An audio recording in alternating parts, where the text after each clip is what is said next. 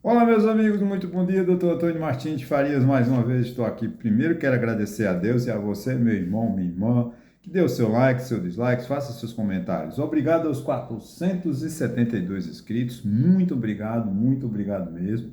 Você me ajuda muito passando por uma amiga, por um amigo, pedindo para que ele se inscreva no meu canal. Muito bom. A meta é essa, até do final do ano a gente passar de 1.000 inscritos. É o meu sonho, viu? Eu sei que é um trabalho demorado, não, mas a gente não custa nada. É um por um, eu já estou com muitos, graças a Deus. 472, falta menos para 1.000, né? Mas vamos lá. A luta é pior quando eu tinha um, né? Chegou um dia que só tinha um inscrito e eu continuei fazendo vídeo e hoje estou com 472. Já perdi, já ganhei, a vida é assim. Eu deixo aqui o meu e-mail, meu telefone, caso queira entrar em contato comigo, fiquem à vontade. Eu vou, duas coisas, no decorrer o título que eu dei esse meu vídeo de hoje chama-se O Brasil não é um país sério, mas eu posso trocar, o PT não é país sério ou os partidos políticos não são sérios. Porque, infelizmente, o Brasil não é sério. Tinha razão, atribui-se a um ex-presidente francês essa frase, né? Eu não sei se é dele ou quem inventaram, enfim, mas não tem como a gente achar que o Brasil é sério, porque não é, né? É, a gente não cuida do povo, o Estado não foi feito para cuidar do povo, né? O Estado foi feito para cuidar dos apadrinhados, dos amigos do poder. Você se filia a um partido político, você ganha um governo, você só vai atender aos teus amigos, né? Você não vai atender ao povo. Isso é lamentável, né? Aqui eu quero, é uma cobrança, né? Eu espero, daqui acho que é dia 28 de julho, né, que nós temos eleições, supostamente eleições na Venezuela. E ontem o Maduro, o ditador lá da Venezuela, disse que se ele não vencer as eleições, haverá um derramamento de sangue e uma guerra civil. Eu acho que ele está blefando, ele realmente está muito reprovado. Segundo, né, pesquisas, ele perderá a eleição real, né, de fato. Mas será que ele perderá mesmo? Ele não vai camuflar e fazer alguma coisa e declarar-se vencedor? Porque um ditador pode tudo. Ele tem o controle do poder efetivo na Venezuela, do judiciário, do executivo, do legislativo, né? E os aliados dele, obviamente, são Rússia, China, se eu não me engano, Cuba. Ele conta com o apoio de Colômbia e Brasil, mas eu não acredito que ele vai respeitar o Brasil e a Colômbia. Ele vai respeitar Cuba, vai respeitar a China e vai respeitar a Rússia. Então, é preciso que o presidente Lula tome uma decisão firme em relação a esse resultado das eleições. Espero que o presidente Lula não fique em cima do muro, né, dizendo que na Venezuela tem democracia porque teve eleições. Eu espero também, porque o Brasil, como líder da América do Sul, como líder da América Latina, não pode se ausentar. Ah, o Brasil preza pela neutralidade. Não é uma questão de neutralidade, é uma questão de defender a democracia. Porque você vê, o Lula há poucos dias, na reunião do Mercosul, ele disse que gostaria de trazer a Venezuela para o Mercosul. A Venezuela já fez parte do Mercosul. Ela só saiu do Mercosul por causa da ditadura de Hugo Chávez. Então não é possível ter uma cláusula nas chamadas convenções, dos acordos do Mercosul, que só pode fazer parte do Mercosul países democráticos. Como a Venezuela não é democrática, ela está proibida de fazer parte do Mercosul. Ela pode, né, qualquer país pode sair do Mercosul, Argentina, Brasil, pode. O Mercosul, como tem um cronista de São Paulo, que eu não gosto muito, porque ele é muito bolsonarista, do Estadão, e ele disse assim, o problema do Mercosul é que ele nunca existiu. E, de fato, né, o Mercosul foi criado ainda no governo Sarney, junto com o governo da Argentina, acho que Raul Alfonsín, tem uma finalidade específica, né, unir, aumentar as exportações, aumentou o intercâmbio entre os países, isso é fundamental, mas o Mercosul ainda não deslanchou. Por que o Mercosul não cresce, não se desenvolve? O Mercosul só criou a placa de carro, né, e também um passaporte. O resto não tem nada no Mercosul. Por quê? Porque o Brasil é muito grande. Aí tem lá, quando eles vão, é livre comércio, mas aí, ó, entre mais as barreiras da Argentina. Se a economia brasileira abrir a Argentina e entrar tudo que é produto brasileiro, não tiver uma restrição a determinados produtos, por exemplo, indústria do calçado, indústria de veículos, acaba com a indústria argentina. Da mesma forma, o Brasil não deixa que todo produto da Argentina entre no Brasil. Então, essas barreiras que eles fizeram para ser um livre comércio, mas eles não querem, porque não vai afetar o meu negócio, então deixa esse lado de fora. Então, não existe. O Mercosul não deslancha por essa questão de nenhum país membro quer abrir mão de certos privilégios. Então o Mercosul não dá certo por isso. Mas é difícil a gente falar do Mercosul aqui no Nordeste, porque aqui no Nordeste a gente vive muito apartado da Venezuela, da Colômbia, mas quem mora lá no Rio Grande do Sul, no Paraná, em Santa Catarina, vive mais próximo, região norte vive mais próximo dos países, né, vizinhos. Nós aqui no Nordeste não temos esse problema. Falar do Mercosul é até um negócio estranho, mas meu público também de Rio e São Paulo, eu quero levar educação e cultura para todo mundo. O Mercosul é fundamental para o Brasil. Agora é preciso que os governos do Brasil acreditem no Mercosul e liberem a alfândega para que entre produtos da Argentina, do Uruguai, do Paraguai à vontade, mas não se põe restrições, porque vamos lá, tem uma tarifa interna, né, do Mercosul, nunca tem lá, você vê o acordo do Mercosul, vai lá, as restrições, produto X, Y, Z, não pode entrar no Brasil nem na Argentina por causa da questão da concorrência. Então não vai ser um mercado comum nunca. Mas é importante, pelo menos, ter um diálogo. A gente está mantendo um diálogo com os governos, com os líderes da América do Sul, né? Esses países nossos vizinhos, que é fundamental. Então eu espero do presidente Lula uma posição firme, se houver alguma distorção na questão da Venezuela, que ele não fique em cima do muro e não afirme que na Venezuela tem democracia. Você vê, não é culpa somente de Lula, por isso que o título é: o Brasil não é um país sério. O Bolsonaro foi lá se ajoelhar a Putin, né, uma véspera da guerra, quando ele invadiu a Ucrânia. O que é que o Bolsonaro foi pedindo? Pelo amor de Deus, senhor ministro, senhor presidente, não tire os nossos fertilizantes. O país é um país que tem toda a matéria-prima de fertilizante no mundo é o Brasil, só que não tem fábrica de fertilizante, que se faz em 1 ano, 2 anos. Fizeram fábrica de fertilizante? Não.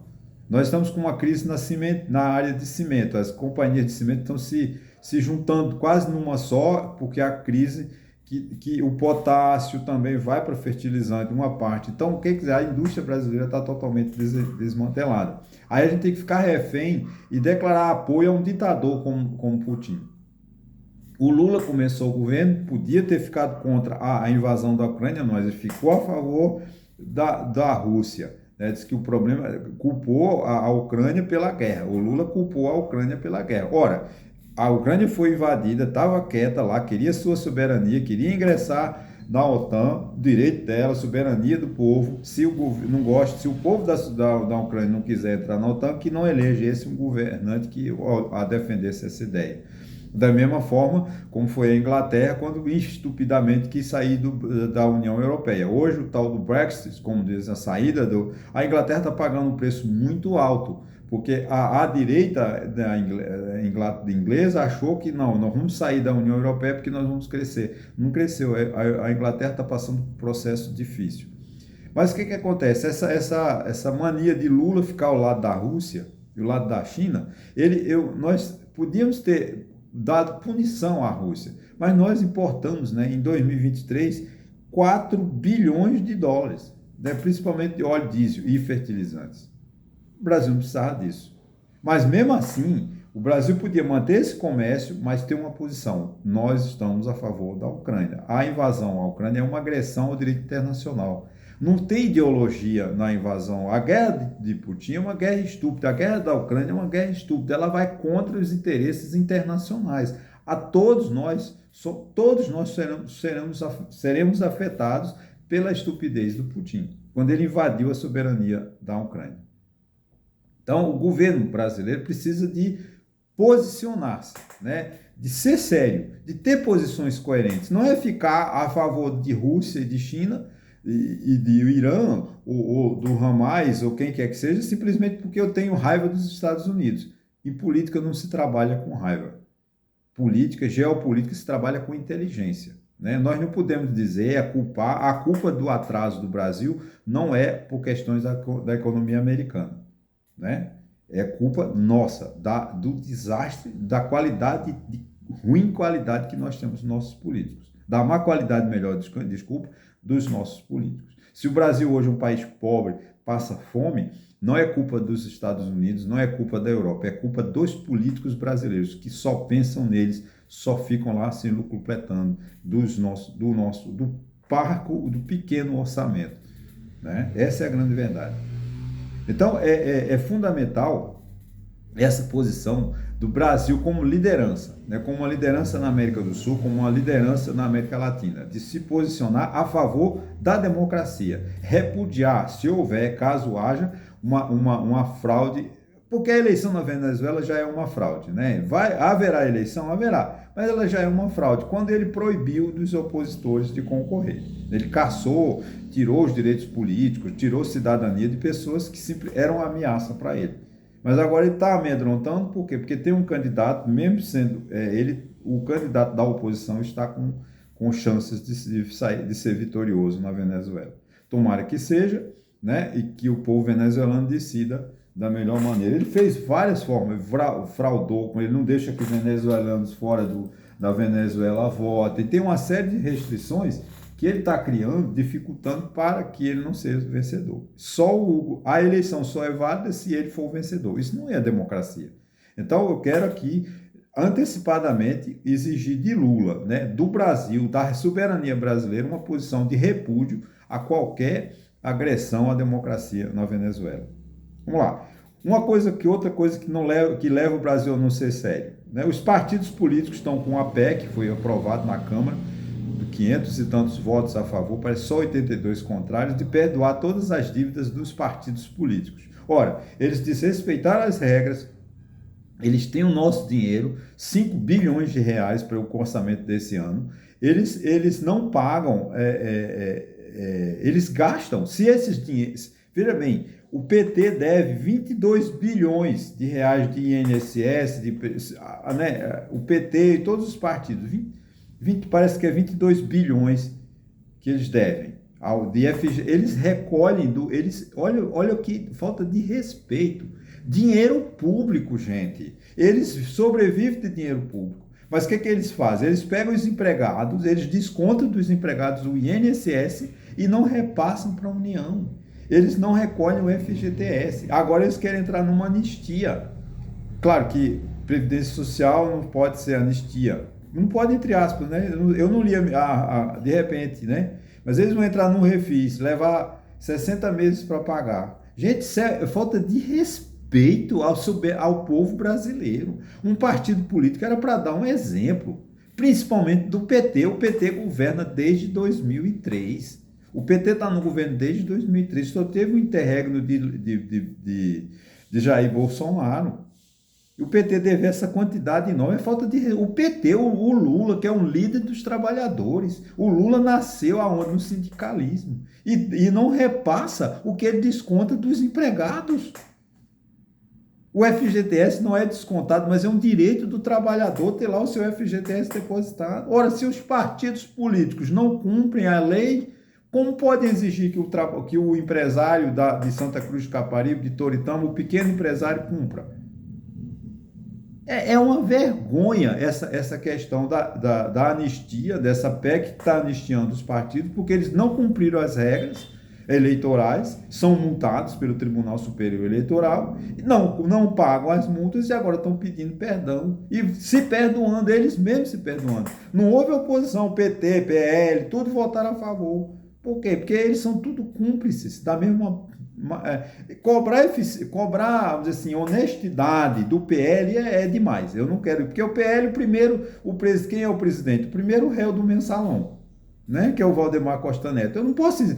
Primeiro, o PL não é um partido, porque o PL não é liberal, só tem um nome, não é liberal, porque o dono é um ex-presidiário, Valdemar Costa Neto, que o preside, tem um ex-presidente da República financiado por esse partido, você vai cobrar a ética desse partido? Não. Eu não posso cobrar a ética do PL, porque ele não tem o povo, o PL não tem povo. Né? Agora o PT é um partido de massa, um partido que tinha que ter respeito. O PT era para ter todo mês uma certidão negativa de quitação dos seus débitos. É lamentável, como todos os partidos, gente. É fundamental cobrar ética. Cadê a ética política? Cadê a ética, cadê a moral desses partidos?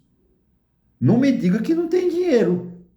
Tem, é má fé, porque eles gastaram o orçamento de 2022, 2020, 2023. Se eles gastaram o orçamento, gastaram como? E por que não recolheram a parte de devida para a Previdência Social? Por que não recolheram o FGTS dos seus funcionários? Isso é uma vergonha. Era para fechar esses partidos, toda intervenção federal nesses partidos. Olha, a partir de hoje, se vocês não recolhem, porque eles têm dinheiro para isso. Se eles não tivessem, tudo bem, mas eles recebem do Estado, da União, mensalmente, lá uma cota, lá 12 avos do fundo partidário para eles pagarem exatamente isso. Mas eles não, eles fazem o que? Eles gastam esse dinheiro, vão para padrinhamentos, para amigos. Isso é uma vergonha. Né? Então, realmente, o país não é sério. O país vive uma crise fiscal sem precedentes. Tá, gente? Nós estamos numa situação muito difícil. O governo não admite, a sociedade não admite, o mercado financeiro está numa briguinha boba com o Haddad, numa disputa de, vamos dizer assim, como se fosse uma queda de braço, né, entre o governo, porque ele gasta, você tem que cortar gastos, tem que cortar, uma hora Lula diz que corta, outra hora diz que não corta, porque não tem seriedade. Temos que ter um processo de cortar gastos, né, ou seja, o governo só pode gastar aquilo que arrecada. Tem que haver um equilíbrio das finanças públicas. Né? Não podemos deixar a bel prazer como essa dívida dos partidos para com a União. O déficit da Previdência Social, por que o déficit da Previdência Social? Porque os partidos não recolhem a Previdência Social. Da mesma forma as prefeituras, da mesma forma os estados. Gente, isso é prejuízo para toda a população. Não, vamos cortar gasto e tirar benefício do pobre. Vamos cortar gasto, vamos pegar o BPC lá, o benefício de prestação continuada do pobre. Aquela pessoa que está morrendo de fome, nunca teve chance de ter uma aposentadoria decente, nunca teve chance de ser um cidadão decente, agora vai ser cortado o BPC dele, porque o governo tem que economizar 25 bilhões de reais. Enquanto isso, bastava que os partidos políticos pagassem o FGTS e a Previdência Social para que diminuísse o déficit na conta pública. Essa é uma realidade. Para não dizer que eu só falo de coisa ruim, o FMI está dizendo que o Brasil em 2025 crescerá 2,2, alguma coisa. Agora, outra notícia ruim. Se o Lula não abrir olho, ele vai chegar a dívida pública corresponderá a 82% do PIB. É muito alto. Então, tem que controlar a dívida pública no Brasil. Infelizmente, só se controla a dívida pública se tiver governo sério. Não estou criticando o presidente Lula, não é uma crítica ao PT. Vocês petistas não fiquem com raiva de mim, vocês bolsonaristas não fiquem com raiva de mim.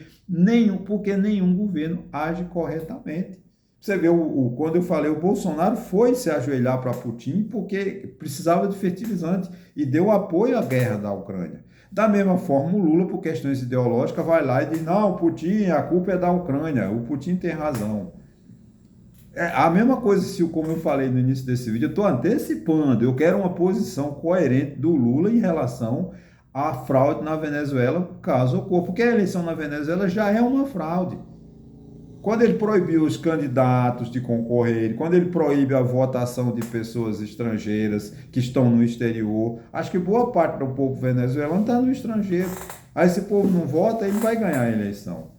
Então, eu quero uma posição de Lula contra essas arbitrariedades. E porque se a gente é sério e quer também cobrar que a sociedade cobre dos partidos políticos, que eles paguem, eles recolham para os cofres públicos, eles mandem para os cofres públicos o que é devido de FGTS e o que é devido de Previdência Social. Porque o povo precisa, os partidos políticos precisam de dar sua contrapartida, não é só cobrar do povo. Porque quando ele tira lá, vamos cortar gasto 25 bilhões no orçamento de 2025, vamos tirar da saúde, da educação, né, dos hospitais, do sistema de transporte, mas e os partidos políticos continuam com 5 bilhões de reais e não tem coragem nem de transferir aquilo que é devido para a Previdência Social e para o FGTS. Ou seja, a gente tem que cobrar eficiência, tem que cobrar honestidade. Se o governo multa, aplica, interdita, fecha, encerra uma empresa porque ela não está pagando seus tributos, né? Por que os partidos políticos não podem sofrer as mesmas sanções? Por que os partidos políticos têm direito à isenção? Por que os partidos políticos têm direito a um chamado forma de pagamento facilitada das contas que eles devem? Porque eles não deviam dever. É uma vergonha o PT, PDT, PFL, PSDB dever FGTS, dever Previdência Social. É uma vergonha. Isso é roubo, é desvio de recursos públicos, porque do orçamento eles levaram, eles não têm caixa, porque eles gastaram tudo, mas o orçamento prevê o pagamento. Para que o orçamento? Para prever todas as despesas. Então, o FGTS é uma despesa previsível de 12, de 13 meses, né? Dos meses de janeiro a dezembro, mais 13º. Todo empresário sabe disso, ele tem que fazer todo mês, né? Apropriação de um 12avos do FGTS, um 12avos de férias. É isso que funciona. Por que o setor público não pode funcionar dessa maneira? Por que sonega? Por que não recolhe? Aí quando a crise está muito grande, não, vamos fazer dar uma anistia. Não, gente, não é isso não, porque essa anistia é falta de médico, é falta de escola, é falta de estrada, é bem-estar social que não chega para você na ponta do sistema. Você, pobre eleitor, né, fique contra mim, mas fique contra os partidos políticos. Não me xingue porque eu estou criticando o governo Lula, nem porque eu critico o governo de Bolsonaro. Eles é que estão errados, eu estou dizendo a verdade. A gente tem que cobrar eficiência das prefeituras, eficiência dos partidos políticos, que eles cumpram a lei, porque eles exigem que nós façamos a mesma coisa. Ok, gente? Olha, muito obrigado, bom fim de semana e até segunda-feira.